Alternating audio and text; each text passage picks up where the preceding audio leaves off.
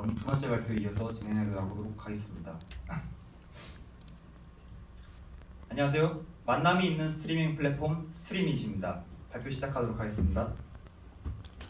저희 팀은 소외감을 해결해 보고자 했습니다. 혹시 TV를 보면서 외로움을 느끼셨던 경험이 있으신가요? 유튜브나 트위치나 같은 스트리밍 서비스들이 점점 커지고 있습니다. 스트리밍 서비스를 즐겨보는 저희 팀원들도 많이 있는데요. 빠르게 흘러가는 수많은 채팅 속을 보면서 군중 속의 고독, 소외감, 외로움이 느껴진다고 말했습니다. 분명히 대화하고 있음에도 실제로는 소통하지 않는다는 느낌이 든다는 것이었습니다. 저희 팀은 거기에 모두 공감했고, 따라서 저희 팀은 방송을 보는 사람들의 소외감을 한번 해결해 보고자 하였습니다. 따라서 저희 팀은 청중들끼리 대화할 수 있는 방식을 차용해서 이 문제를 한번 해결해 보고자 하였습니다. 이번 카타르 월드컵 다들 많이 보셨을 것 같은데, 혼자 보는 축구가 재밌을까요? 4명이서 보는 축구가 재밌을까요? 저희는 4~5명의 시청자들이 음성으로 소통을 하면서 영상을 본다면 훨씬 더 재밌고 소외감을 느끼지 않을 것이라고 생각을 하였습니다. 저희가 구상한 서비스는 이런 모습입니다. 스트리머가 방송을 켜고 방송을 보는 시청자들은 4~5명씩 그룹을 지어서 하나의 음성 채팅에 접속을 하게 됩니다. 베스트 시나리오 경우에는 4~5명 시청자가 함께 같은 영상을 시청하면서 이야기를 나눌 수 있는 것입니다. 하지만 저희 팀은 당연히도 워스트 시나리오를 생각해 보았습니다. 이는 바로 스트리밍 서비스가 갖는 고질적인 문제, 바로 지연 문제입니다. 시청 콘텐츠에 대한 레이턴시가 크다면 마치 저희가 같이 보고 있는 내용에 대해서 스포를 당하고 있는 그런 느낌을 받을 수 있을 것이다 라고 생각을 했고, 또 저희 시청자들끼리 대화를 할 때 레이턴시가 크다면 또 대화를 치고받는 그런 느낌이 없을 것 같아서 굉장히 답답하고 지루한 대화가 될 것 같았습니다. 따라서 함께 있는 느낌을 주고 싶은 저희 팀은 레이턴시를 줄이는 것을 저희 팀 프로젝트의 최우선 과제로 잡았습니다. 먼저 저희 서비스를 테스트한 데모 영상을 보여드리도록 하겠습니다. 아래 링크로 접속하셔서 저희 테스트에 저희 팀 프로젝트의 테스트 서버로 들어와 주시면 감사하겠습니다. 자, 동영상이 잘 보이시나요?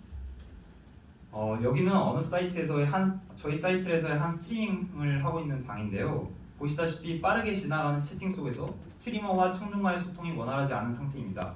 그리고 시청자들은 스트리머 입장에선 시청자들 간의 채팅은 스트리머들이 좋아하지 않기 때문에 서로의 생각을 공유하기 매우 힘든 구조입니다. 현재 보고 있는 영상이 통상적인 스트리밍 환경입니다. 저희 서비스에서는 저 아래에 있는 함께 보기 버튼을 누르기만 한다면 이런 모든 문제들이 해결됩니다. 저희 서비스의 함께 보기 버튼을 누르고 시청자 소통방으로 들어온 모습입니다. 보시는 것처럼 시청자들은 동일한 화면을 보면서 다른 시청자들과 즐겁게 소통할 수 있습니다. 만약 1000명이 접속하고 있던 방이었으면 수백 개의 함께 보기 방이 이루어질 것이라고 예상이 되었습니다. 저희 팀이 만든 스트리밍 플랫폼을 테스트해 보았습니다. 저희 정글 A반의 노트북 20개를 빌려서 어떻게 동시에 접속이 되는지 이를 테스트해 보았는데요.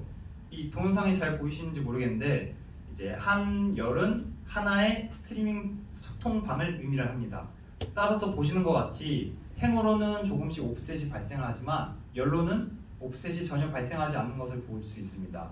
따라서 같이 음성 채팅을 할 수 있는 시청자들은 같은 싱크가 맞는 영상을 보고 있다고 저희는 생각을 하였고 레이턴시를 느끼지 못할 것이라고 생각을 했습니다. 그렇다면 저희 팀이 해당 문제를 해결하면서 마주하게 된 문제들에 대해서 설명을 하고 마쳐보도록 하겠습니다.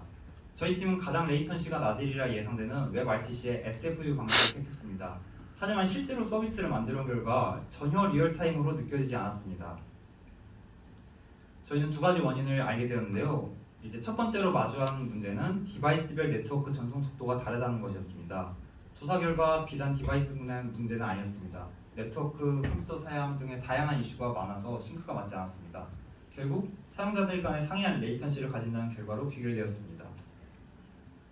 두 번째로는 SFU처럼 SFU는 사용자들이 들락날락거리는 스케일러블한 환경에는 잘 맞지 않아서 이러한 문제가 있다는 것을 알게 되었습니다. 따라서 저희 팀은 첫 번째로 어댑티브하게 싱크를 조절해 나가는 방식을 택했습니다. 서버로부터 스트리밍을 받고 있는 사용자들은 스트리밍 서비스를 받는 와중에도 15초 간격으로 서버로 핑을 때리도록 하였습니다.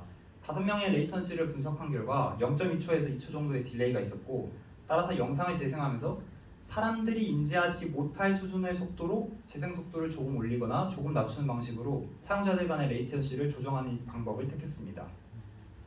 두 번째 해결 방법입니다. 보통 웹 RTC를 저희는 공부할 때 세 가지 방식을 알고 있었는데요. 메시 방식, SFU 방식, MC 방식이 있었습니다. 하지만 조사해 보니까 XDN이라는 방식, 새로운 방식이 있다는 것을 알게 되었습니다.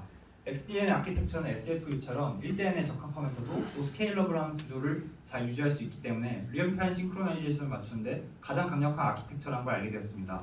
따라서 이와 같은 아키텍처를 택함으로써 사용자 수가 100명이 줄어도 100명이 빠져도 네트워크 상의 싱크를 비교적 안정적으로 유지할 수 있었습니다.